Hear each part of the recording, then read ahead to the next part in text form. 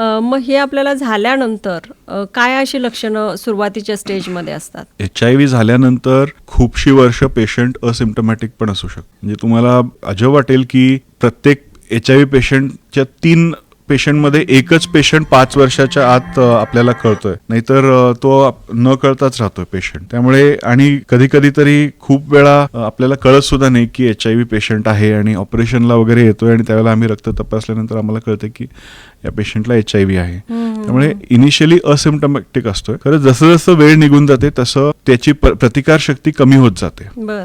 आणि HIV झाल्या झाल्या आपण त्याला एक सेरो कन्व्हर्शन रिॲक्शन म्हणतो. म्हणजे ज्या वेळेला साधारणपणे थोडासा ताप आणि असं काहीतरी अंगदुखी वगैरे होऊ शकतोय आणि त्यानंतर पेशंट असिम्प्टमॅटिक असतो. म्हणजे त्याला काहीच लक्षणं नसतात जवळजवळ 5 ते 6 वर्षापर्यंत किंवा 10 वर्षापर्यंत सुद्धा. आणि त्याच्यानंतर मग जेव्हा HIV सगळीकडे पसरतोय आणि माणसाची प्रतिकारशक्ती कमी होते, मग त्यावेळेला ह्याचे खरे सिम्पटम्स सुरू होतात. ह्याचे सिम्पटम्स जे आहेत ते फक्त HIV मुळे नाही तर दुसरे इन्फेक्शन्समुळे पण होतात. म्हणजे आपली बॉडीची जी प्रतिकारशक्ती असते त्या प्रतिकारशक्ती खूप वेळा आपल्याला जे आजार होतात ते आपण हे करत असते. म्हणजे त्याच्या विरुद्ध लढा करून ते इन्फेक्शन आम्हाला होऊ नये अशी त्याची प्रयत्न करत असते बॉडी. खरं ती प्रतिकारशक्ती कमी झाली की साधे इन्फेक्शन्स म्हणजे आपल्याला साधी सर्दी खोकला जर होत असेल तीच खूप जास्त होऊ शकते, निमोनिया होऊ शकते, कारण प्रतिकारशक्तीच नाही आहे माणसाकडे. ह्याला आपण ऑपॉर्च्युनिस्टिक इन्फेक्शन म्हणतो. म्हणजे जर एखाद्याची प्रतिकारशक्ती चांगली असेल तर जे इन्फेक्शन माणसाला होत नाहीत ते इन्फेक्शन सुद्धा ह्या स्टेजमध्ये अशा माणसांना होऊ शकतात. त्याला आपण ऑपॉर्च्युनिस्टिक इन्फेक्शन म्हणतो.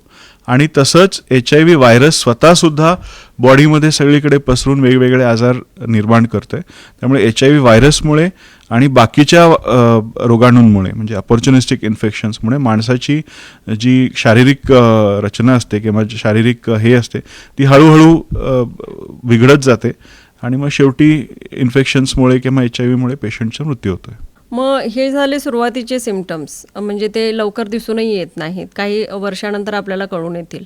आणि मग ते एकदम लास्ट स्टेजला गेल्यानंतर जेव्हा एड्समध्ये रूपांतर होतं त्याचं, त्यावेळी आपल्याला काय असे बदल दिसून येतात? एड्स एकदा झालं की खूपसे असे मी जे म्हटले की ऑपॉर्च्युनिस्टिक इन्फेक्शन खूप कॉमन होतात आणि प्रतिकारशक्ती नसल्यामुळे वेगळे ऑपॉर्च्युनिस्टिक म्हणजे फंगस इन्फेक्शन असतील, वेगळे व्हायरस असतील किंवा पॅरासाइट्स असतील, म्हणजे पॅरासाइट्स म्हणजे अमिबा असेल किंवा क्रिप्टोकॉकस असेल, असे सगळे जे वेगळे रोगाणू असतात त्याचे आजार सुरू होतात.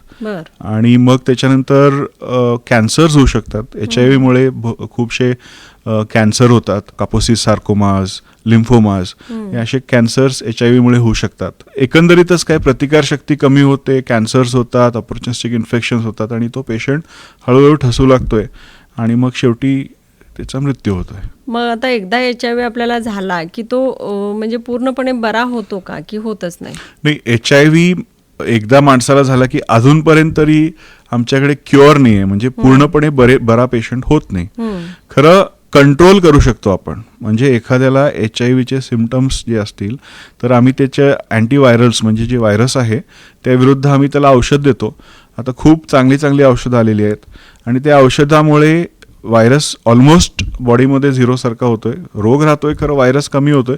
त्यामुळे माणसाची प्रतिकारशक्ती कमी होत नाही आणि आता आम्ही बघतोय की जवळजवळ 20-25 वर्ष सुद्धा पेशंट HIV असलेला अगदी नॉर्मल जगू शकतोय गोळ्यांवरती. मग एड्स झाल्यानंतर असं काही प्रमाण आपल्याला म्हणजे सांगता येणार नाही की म्हणजे त्याला कमी करता येईल किंवा नाही? एड्स झाल्यानंतर आम्ही 2 गोष्टी मॉनिटर करतो. एक CD4 काउंट म्हणजे माणसाच्या प्रतिकारशक्तीची ती एक हे असते आणि दुसरं व्हायरल लोड म्हणजे व्हायरस केवढा आहे बॉडीमध्ये. त्याच्या बेसिसवरती आम्ही सांगू शकतो की ह्या माणसाला कुठले आजार होऊ शकतात आणि किती त्रास होऊ शकतोय. आणि आम्ही जेव्हा ट्रीटमेंट देतो त्यामध्ये सुद्धा आम्ही हेच मॉनिटर करतो की माणसाची प्रतिकारशक्ती किती वाढले आणि व्हायरस किती कमी झाले. हे व्हायरस जर आम्ही कमी ठेवले आणि प्रतिकारशक्ती जर आपण वाढवत राहिलो तर खूपशा लोकांना नॉर्मल आयुष्य सुद्धा जगता येते. मग असं म्हणतात की म्हणजे हा आजार जो आहे तो एकापासून दुसऱ्याला पसरतो असं एक म्हणजे शंका आहे लोकांना, तर असं काही होतं का? हे बघा, हा कसा पसरतो ते मी तुम्हाला सांगितलं. शारीरिक संबंध ठेवल्यामुळे किंवा रक्ताची किंवा ह्याची जर हे असेल तर त्याच्यामुळे पसरू शकतो. बाकी एड्सच्या पेशंटच्या बरोबर तुम्ही बसून त्याच्याशी बोलला तरी तुम्हाला नाही होत, पेशंट खोकला तुमच्या समोर तरी नाही होत, ठीक आहे, कोविड नाहीये, त्याच्याबरोबर एका ताटात तुम्ही जेवला तरी होत नाही, एवढं पर्यंत म्हणतात की जर तुम्ही त्याला किस जरी केलं तरी हा व्हायरस होत नाही. अच्छा. खरं अनप्रोटेक्टेड सेक्शुअल कॉन्टॅक्ट जर असेल तर हा पसरू शकतोय किंवा रक्ताची जेव्हा घेवाण होते त्यावेळेला हा पसरू शकतो. त्यामुळे एड्सच्या पेशंटला बघून घाबरण्यासारखी काही गोष्ट नाहीये. तो काय तुम्हाला हात लावल्याने किंवा असं हे नाही पसरत नाही. हा खूप इम्पॉर्टंट आहे कारण हा प्रश्न, कारण HIV झालेल्या पेशंटला खूप पहिलंच घाबरलेला असतोय आणि आपल्या समाजामध्ये त्याला एक कमी असं किंवा एक बाहेरचं असं एक वेगळ्याच दृष्टिकोनातून बघितलं जाते. त्यामुळे तो पेशंट आणि त्रास खूप होतो. त्याची खच्चीकरण होत जाते त्या पेशंटची आणि मग आणखीन त्याचा त्रास वाढत जातोय. मग तो आजार लपवायला बघतोय आणि हा आजार लपवल्यामुळे तो आणि पसरू शकतोय लोकांना. त्यामुळे ह्याला एक्सेप्ट करणे, समाजात एक्सेप्ट करणे आणि पेशंटला जेवढं होऊ शकेल तेवढं नॉर्मल वागवणे हे खूप गरजेचं आहे. म्हणजे हा काही संसर्गजन्य रोग नाही की तो इतक्या इझिली असा पसरू शकेल. हा, म्हणजे नॉर्मली बसल्याने उठल्याने किंवा जेवल्याने असं किंवा हात लावल्याने पसरणारा हा रोग नाहीये. मग हा रोग होऊ नये म्हणून आपण काय काळजी घ्यावी? आतापर्यंत मॅडम वॅक्सिन तरी आलं नाहीये. खरं वॅक्सिनचं टेस्टिंग चालू आहे. कदाचित थोड्या वर्षांनी आपल्याला वॅक्सिन मिळेल आणि त्यावेळेला वॅक्सिनमुळे आपण वॅक्सिन देऊन हा रोग कदाचित अडवू शकू. खरं सध्या prevention is the best cure. म्हणजे हा रोग तुम्हाला पसरू नये ह्याची तुम्ही खबरदारी घेतली पाहिजे. काय केलं पाहिजे तर नंबर 1, शारीरिक संबंध ठेवताना, म्हणजे कसं असतं युजली सेक्शुअल पार्टनर्स जे असतात, नवरा बायको असतात, त्यांच्यामध्ये जेव्हा सेक्शुअल कॉन्टॅक्ट असतोय तेव्हा एकमेकावरती विश्वास असतोय आणि असे काही व्हायरस नसतात.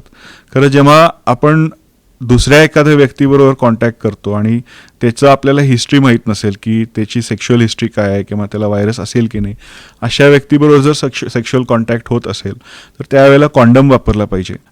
कॉन्डम वापरण्याने जवळजवळ ऑलमोस्ट 0 होऊ शकतोय HIV स्प्रेड. म्हणजे जेव्हा सेक्शुअल कॉन्टॅक्ट, जेव्हा शारीरिक संबंध ठेवतो त्यावेळेला कॉन्डम जर वापरला तर जवळजवळ हा रोग आपण पसरण्यापासून रोखू शकतो. दुसरं, आपण जेव्हा ब्लड ट्रान्सफ्युजन करतो, म्हणजे ब्लड बँकमध्ये आम्ही करतोच, KLE खूप स्ट्रिंजंटली आम्ही फॉलो करतो, त्यावेळेला HIV साठी रक्त तपासलं पाहिजे. ते तपासून जर HIV आपण आयडेंटिफाय केला आणि जर ते ब्लड आम्ही दिलं नाही पेशंटला तर HIV पसरू शकत नाही. तिसरं, आईपासून बाळाला जेव्हा होत असते तेव्हा मी तुम्हाला सांगितलं की आईच्या गर्भामध्ये जेव्हा बाळ असते त्यावेळेला गोळ्या दिल्याने आपण व्हायरस कमी करू शकतो आणि बॉडीची प्रतिकारशक्ती वाढवू शकतो. एवढं केल्याने सुद्धा त्या बाळाला आईपासनं हा रोग पसरत नाही. आणि इवन डिलिव्हरीच्या वेळेला जरी बाई एखादी आपल्याकडे HIV आली तर आम्ही त्यांना गोळी आणि औषध देतो आणि त्या गोळी औषध दिलं तर डिलिव्हरीच्या वेळेला सुद्धा रक्तामधनं त्या बाळाला होत नाही डिलिव्हरीच्या वेळेला. आणि अशा बायकांना आम्ही सिझेरियन सेक्शन करतो कारण सिझेरियनमध्ये बाळाला रक्ताच्या कॉन्टॅक्टमध्ये येण्याची शक्यता कमी असते. चौथं, डॉक्टर्स किंवा नर्सेस जेव्हा काम करतात त्यांनी खूप प्रिकॉशन्स घेतले पाहिजेत. एस्पेशली जेव्हा आपण सॅम्पल काढतो पेशंटचा किंवा रक्ताचे किंवा ह्याचे सॅम्पल जेव्हा आपण घेऊन हे करत असतो, अशा परिस्थितीमध्ये आपल्याला खूप खबरदारी घेतली पाहिजे. ग्लव्स घातले पाहिजेत आणि ब्लड आपल्याला लागू नये, रक्त आपल्याला लागू नये ह्याची खबरदारी घेतली पाहिजे. ह्या सगळ्या खबरदारी घेतल्या तर HIV खूप प्रमाणात आपण